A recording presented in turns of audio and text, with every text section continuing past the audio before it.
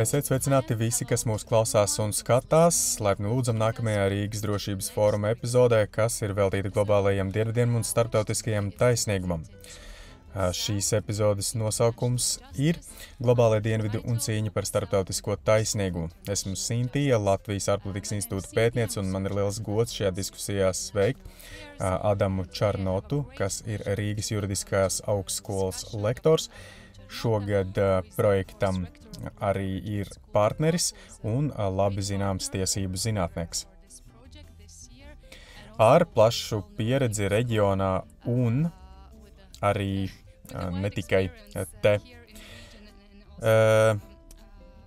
Pēdējos gados, ir tīpaši pēc iebrukuma Ukrainā 2022. gada februārī, redzējām plašāk rietumos un rietumu sabiedrībā sākām saprast arī, ka politiskos konfliktus ir iespējams atrisināt, protams, vai arī var mēģināt atrisināt ar diplomātiju, ar politiskiem instrumentiem, mehānismiem, sankcijām, ekonomiskiem instrumentiem.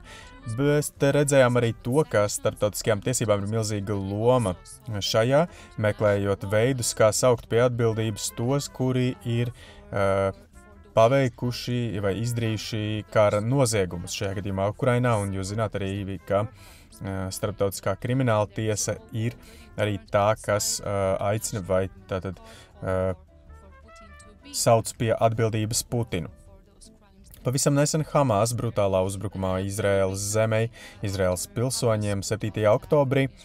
Pēc šī notikuma mēs atkal redzam to, ka kopā ar šiem jautājumiem par pašaizsardzību, politisko un diplomātisko redzējumu ir vieta starptautiskajām tiesībām un ir jāskaidro, kā rīkoties šādā situācijā tieši atbilstoši starptautiskajām tiesībām. Tātad ir politiskie pienākumi, bet ne tikai, ir arī juridiskie noteikumi un abos gadījumos.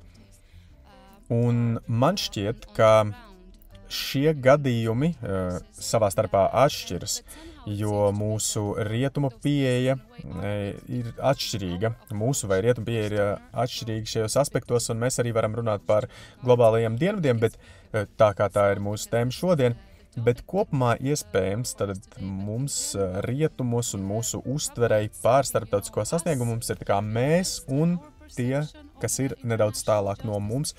Un, ja ir jārisina jautājumi, kas ir nedaudz tālāk no mums, mēs domājam vai arī esam elastīgāki, ja mēs runājam par starptautiskajām tiesību normām. Tātad pirmais jautājums ir, kā jūs uztverat pašreizējo starptautisko tiesiskumu stāvokli globālā mērogā un cik tālu tas sniedzas, vai ir iespējams panākt vienotu izpratni, varbūt pār šo terminu arī. Ļoti labs jautājums, svarīgs jautājums. Sāksim ar to, vai ir iespējams atbildēt divos līmeņos. Parasti juristi dara ar šādām lietām, tad normatīvā līmenī atbild, un tas nozīmē, ka viņi rīkojas tā, vai arī stāsta par to, kā vajadzētu būt. Un to ir viegli pateikt, jo ir dažādi starptautiskie līgumi vai hartas, bet šajā gadījumā no otras puses ir tātad arī tādas attiecības starp valstīm, un tādā empīriskā līmenī situācija ir pavisam cita. Sociālo tiesību zinātnieks vai zināšanas pasaka mums to, ka tad mums interesē kaut kāda veida pretnostatīšana, un tas jautājums ir par globālajiem dienvidiem. Tad varbūt īsāka atbilde būtu tāda, ka starptautiskā krimināla tiesa tai nav īpaši laba viedokļa, piemēram, vai arī teikšanas par Āfrikas valstīm, bet kāpēc tā? Tāpēc, ka tā ir starptautiskā krimināltiesa, un globālajos dienvidos tad tā ir iestāde, kuru pilnībā kontrolē tā sauktie rietumi. Un neviens no rietumu līderiem, teiksim, cilvēkiem, kas ir atbildīgi, vai arī cilvēki, kas ir atbildīgi par kara noziegumiem vai cilvēktiesību pārkāpumiem, viņus nevar saukt pie atbildības starptautiskā krimināltiesa, izņemot dažus cilvēkus no dažās valstīs no Āfrikas. Un tad ir tādas attieksmes pār starptautisko taisnīgumu, ko minējāt, ir drīzāk līdzīga kā taisnīgumam, ko uzspiež rietumi pārējām pasaules daļām. Un tomēr, ja tas ir uzspiests taisnīgums, un tas ir mūsu interesēs panākt starptautisko taisnīgumu arī attiecībā uz šiem reģioniem un globālajiem dienvidiem, tad kādas ir šo valstu intereses sadarboties ar mums, ar apvienoto nāciju organizāciju vai tātad zem apvienoto nāciju organizācijas ietvara, vai ir arī iespējams kāds pieprasījums no viņu puses sadarboties, no viņu perspektīvas, ko viņi iegūs no tā, ka ir tādā vai citādā veidā panākts taisnīgums. Es teiktu tā, ka no manas perspektīvas, kāpēc viņi sadarbojas un vispār funkcionē, vai ir locekļi šajās starptautiskajās institūcijās, tad ir labāk būt par daļu no kaut kā nekā aiziet, un tad lēmums tiks pieņemts arī bez viņiem. Tā ir tāda minimālā atbilde. Tajā pašā laikā jūs minējāt, ka valstis no globālajiem dienvidiem, tās arī pieprasa starptautisko taisnīgumu, un tas ir daudz vairāk saistīts ar globālu varas sadali, nevis tikai ar starptautiskajām normām vai likumu, vai tiesību normām. Un tad es domāju par to, ka kamēr pastāvēja bipolārs pasaules dalījums, bija viena taisnīguma koncepcija.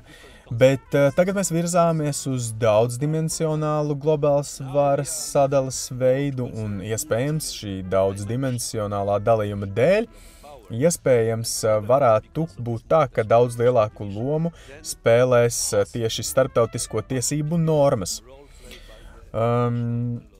Tādā vēstures aspektā, tas, kā tika ietekmētas dažādu reģionu izvēles, varbūt ir kaut kādi vēsturiski faktori vai kulturāli faktori, kas ietekmē, un, protams, ja mēs runājam par globālajiem dienvidiem, tas arī ir milzīgs reģions, sākot jau no Latviņamerikas, Āfrikas tuvajiem austrumiem un pat līdz tālajiem austrumiem un Āzijai.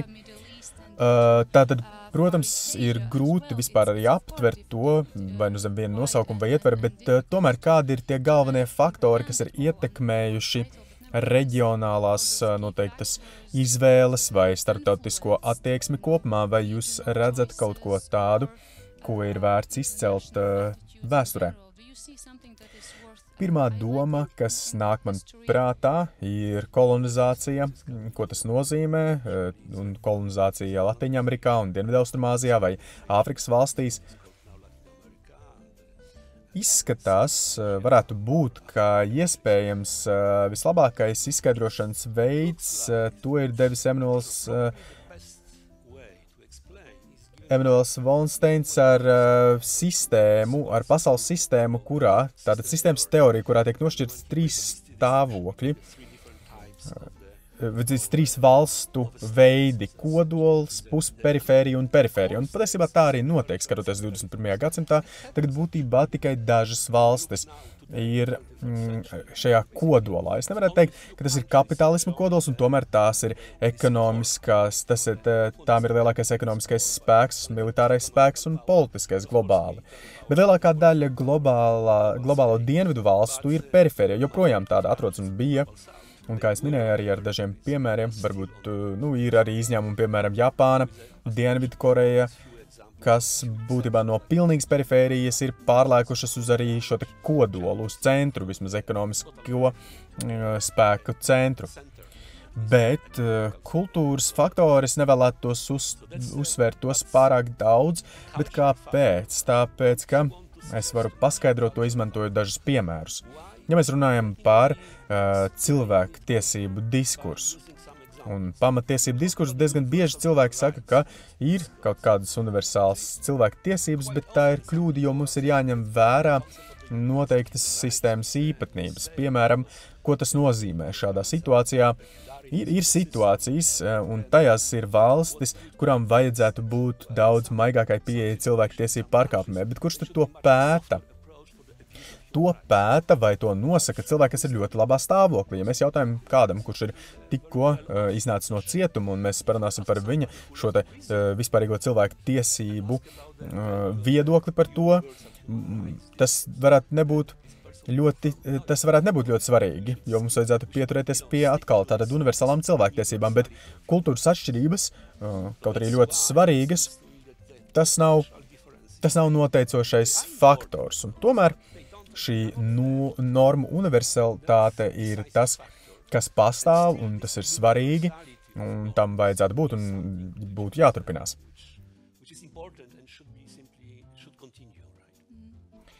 Paldies, un jūs pieminējāt ekonomiku, kas ir ļoti svarīgi arī tad, ja mēs domājam par milzīgo plaisu, kas mums ir starp pārējo pasauli un rietumiem un pārējo pasauli un globālajiem dienvidiem.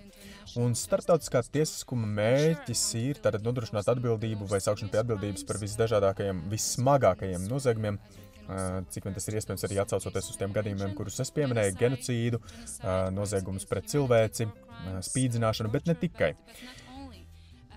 Jo viena no misijām ir arī mēģināt pasargāt nabadzīgos iedzīvotājus, cilvēkus vai trešās pasaules valstis no vardarbības, no tā, kas savā ziņā ir rezultāts tam, ka viņi atrodas perifērijā. Un tur arī ir bijuši kopš vispār tātad tie sevi tā apzinās. Un tad arī globalizācijas jēdziens, kā mēs sekām rietumos, daudzās lietās, tas izpaužas attīstītās ekonomikās, attīstītās tehnoloģijās un zināšanās, bet tajā pašā laikā tas nāk kopā ar ekonomisko nevienlīdzību.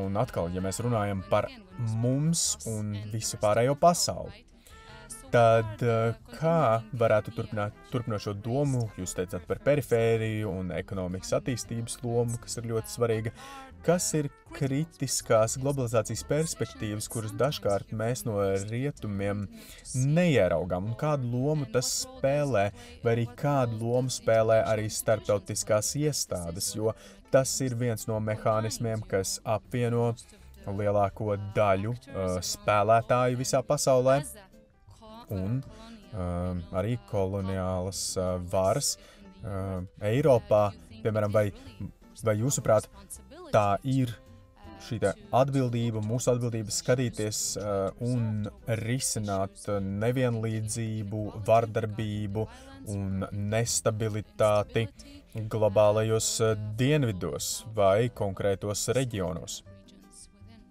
Manuprāt, tas ir viens no svarīgākajiem jautājumiem, uz ko jāatbild arī globāli sabiedrībai.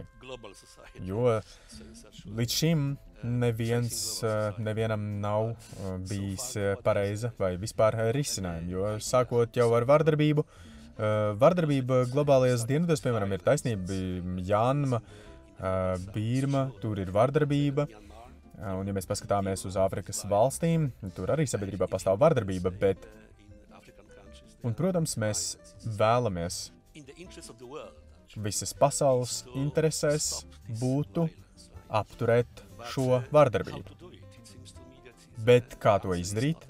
Man šķiet, ka atbilde nav starptautisko tiesību normu jautājums, jo atkal jau kā vajadzētu būt, vai arī normatīvais līmenis, tas varētu mūsu nodomus kā tādus vadīt. Un tā nav problēma. Problēma ir to, kā atrisināt ekonomisko nevienlīdzību un kā atrisināt globālo dienvidu valstu eksploatāciju no kodola vai globālā kodola valstu puses. No manas perspektīvas, tas mani pārliecina visvairāk no tāda institucionālā viedokļa, ko darīt. Kāds Šrilankas zinātnieks, patiešām tas bija fantastiski, viņš bija arī kritisks, Kanishka Jayasuriya, viņš uzrakstīja vairākus rakstus, un vēlāk, ja es atceros pareizi, arī grāmatu par to, kur viņš apraksta, kā ir divu veidu procesi. Viens no procesiem bija institucionalizācija, ko viņš sauca par globālo ekonomisko konstitūciju. Un tad šis process nav paralēls vai arī saistīts ar globālo politisko institūciju izveidi. Tātad tas nozīmē, ka starp tām ir plaisa. Un tas jautājums, ko viņš uzdeva, patiesībā nebija par to, ka vai par pasaules valdības izveidi, jo dažkārt cilvēki par to prāto un saka, ka tā būtu laba ideja, bet patiesībā tā ir ļoti slikta ideja un vispār tas nav iespējams. Un pat, ja to izveidotu ar milzīgām, tā būtu milzīgas izmaksas visai pasaules sabiedrībai, visiem iedzīvotājiem. Bet tas, ko patiesībā viņš jautāja, bija, vai ir iespējams ieviest globālu likuma varu. Tātad šiem te galvenajiem ekonomikas dalībniekiem ir jābūt atbildīgiem par savu rīcību. Un šobrīd, ja mēs paskatāmies empīriskajā ainā, tad faktiski tādu institūciju nav. Tas nozīmē, ka pastāv institūcijas, piemēram, cilvēktiesību pārkāpumiem, piemēram, genocīdam, kara noziegumiem, bet ekonomiskajai eksploatācijai un ekonomiskās varas ļaunprātīgai izmantošanai saistībā ar šo te varu, mums šobrīd tādu iestāžu nav, un līdz ar to ir arī tā plaisa starp globālajiem dienvidiem un kodola valstīm. Un šķiet, ka tā plaisa arī paliek lielāka, bet noteikti ne mazāka, tā paplašinās. Ir ļoti labi dzirdēt šo perspektīvu no akadēmiskās puses, vai jums ir sajūta, ka politiķi valstu līmenī vai Eiropas Savienības līmenī vai transatlantiskajā plašākā tvērumā ar rietumu kopienā, vai jūs jūtat, ka viņi saprot šos te riskus un vai tas tiek skaidrots? Realistiski būtu teikt, jā, protams, viņi apzinās, bet šī plaisa patiesībā ir arī viņu interesēs. Tas nozīmē, ka tā ir kodola valstu interesēs saglabāt arī savu pozīciju, un tieši tādā ziņā tā plaisa ir arī funkcionāla tieši no kodola valstu viedokļa.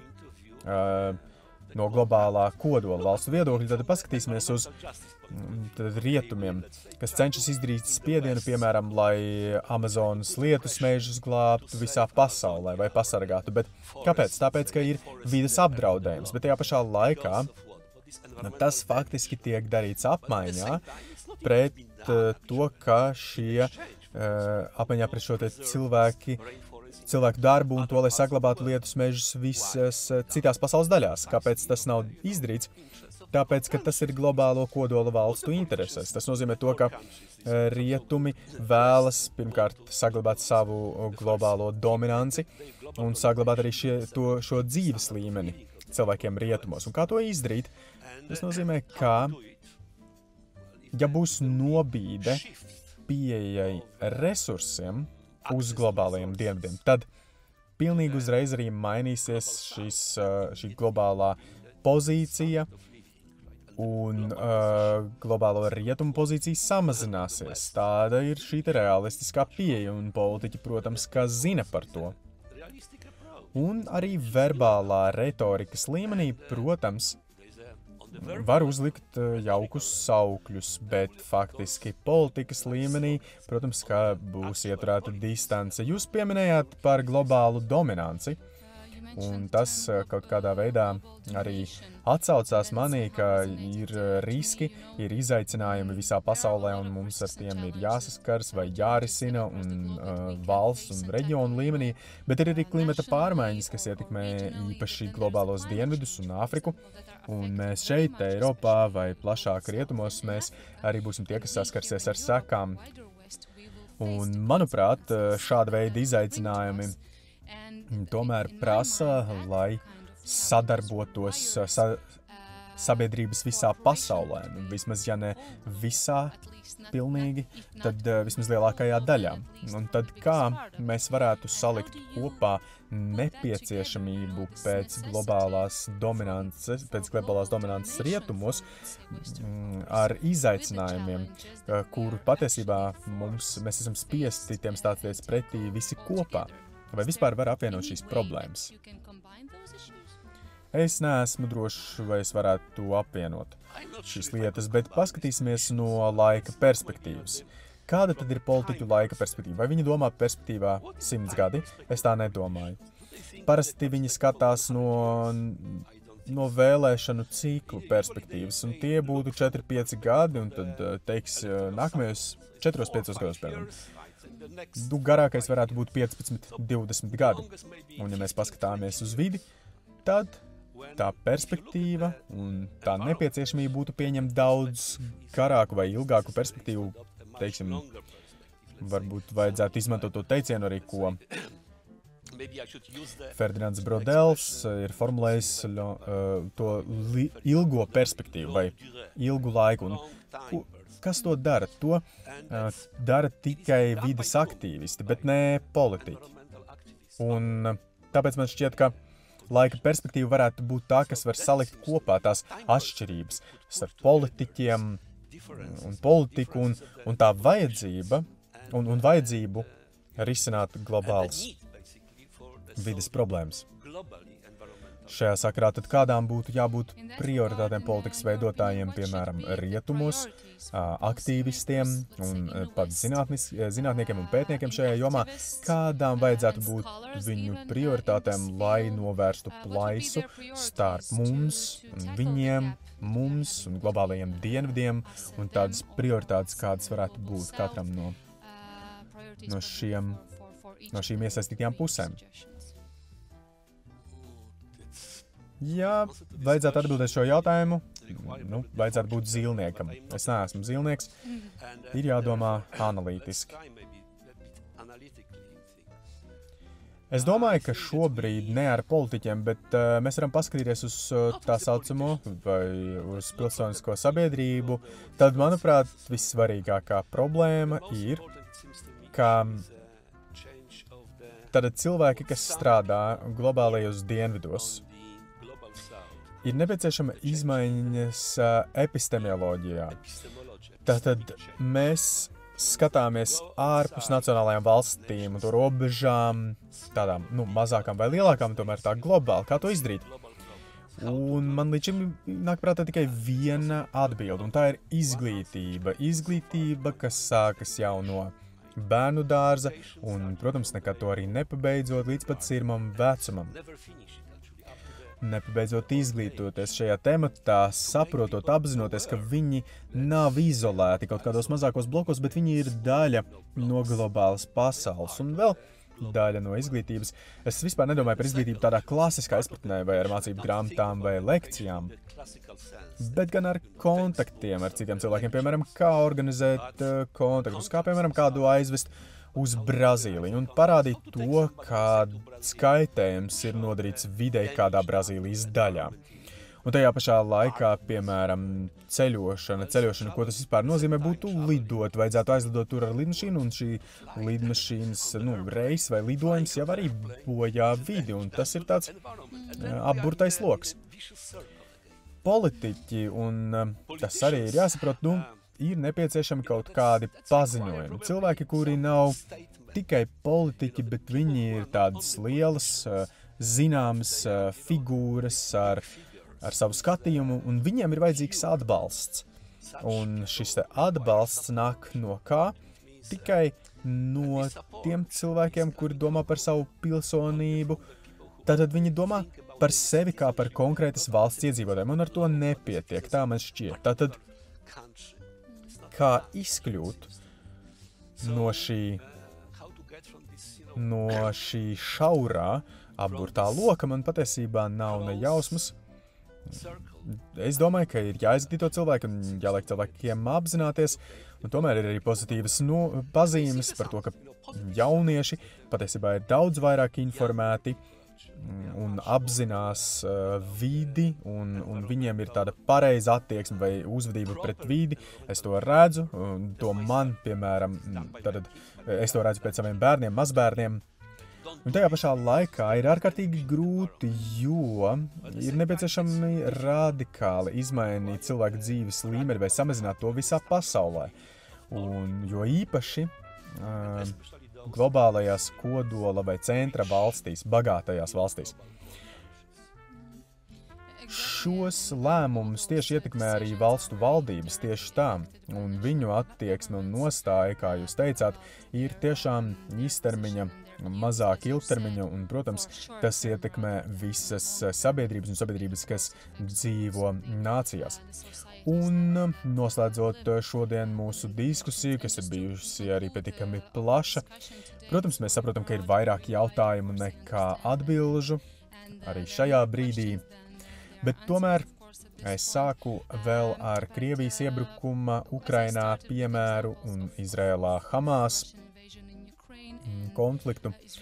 Tad kādus starptautisko tiesību pārkāpumus jūsuprāt ir ļoti svarīgi pret tiem vērsties mums kā globālajiem rietumiem un globālo rietumu valstīm, kas ir svarīgi jebkurā gadījumā, piemēram, lai noturētu savu stāju, saglabātu seju, kas ir šo pozīciju, kā jums šķiet, kas ir izšķirošie elementi un kā mums vajadzētu pret tiem vērsties, un tad noslēgumā vēl gribēju arī pateikt, vai arī tad ir tas laiks, kad mēs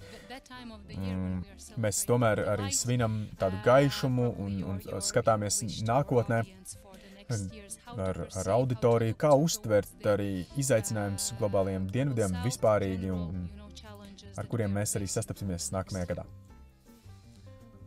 Sāksim ar jūsu jautājumu pirmo daļu. Pirmais ir jāaptur karš. Karš ir arī kaitējums videi, tad tas ir milzīgs.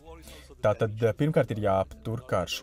Bet jūs arī redzat to, ka jā, to ir viegli pateikt. Ir viegli pateikt, bet grūti īstenot. Kāpēc? Jo ir dažādas intereses, pretrunīgas intereses un globālā līmenī. Un tas, ko es gribētu vai novēlu tad nākamajiem gadiem un nākamajiem gadsimtiem, ir šādu konkrētu stāvokļu vai valstu egoismu ierobežot egoismu un ņemt vērā to, ka mēs dzīvojam uz vienas planētas. Mēs dzīvojam šeit uz planētas Zeme, un tas ir arī tas sākuma punkts, kam vajadzētu izmainīt šo piespiešanas mehānismu perspektīvu. Paldies, Adam, paldies!